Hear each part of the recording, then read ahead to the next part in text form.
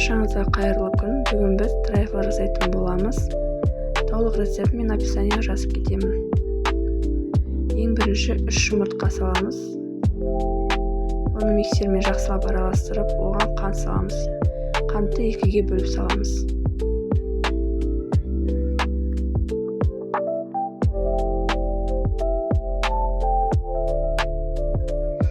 Ағарғанша миксермен араластырамыз. Оған сүт құямыз және сұйық май құямыз. Тағы да миксермен араластырып аламыз. Ванилин,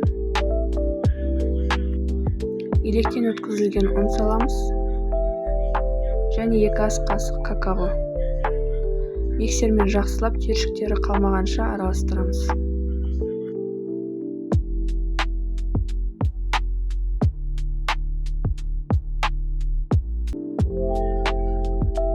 Қосытқыш саламыз 1 шай қасықтай.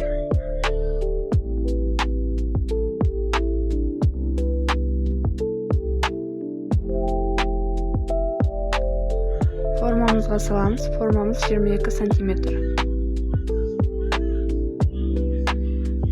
180 градусқа қызып тұрған духовкада 20-25 минут пісіріп аламыз.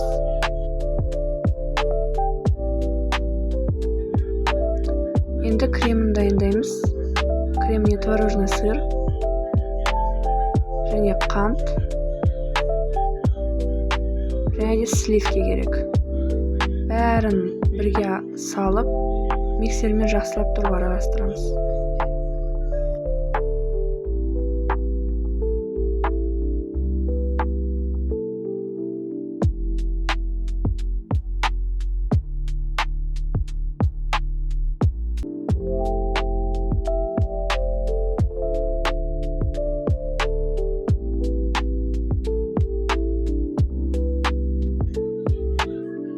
Жаңағы блендерден өткізген корждарымызды осындай ыдысқа салып, 2 ас қасықтан саламыз.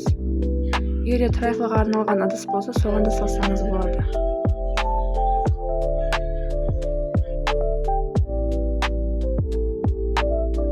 Жаңағы кремімізді кондитерский мешокқа салып, осылай ыдысқа орналастырамыз. Кондитерский мешок жоқ болса, кәдімгі кішкентай қасықпен салсаңыздар болады.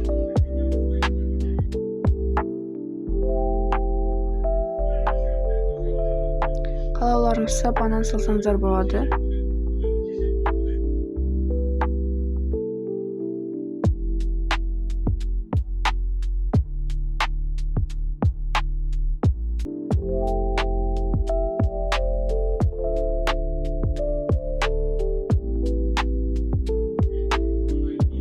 Водяной баняда ерітілген шоколадымызды үстіне құямыз.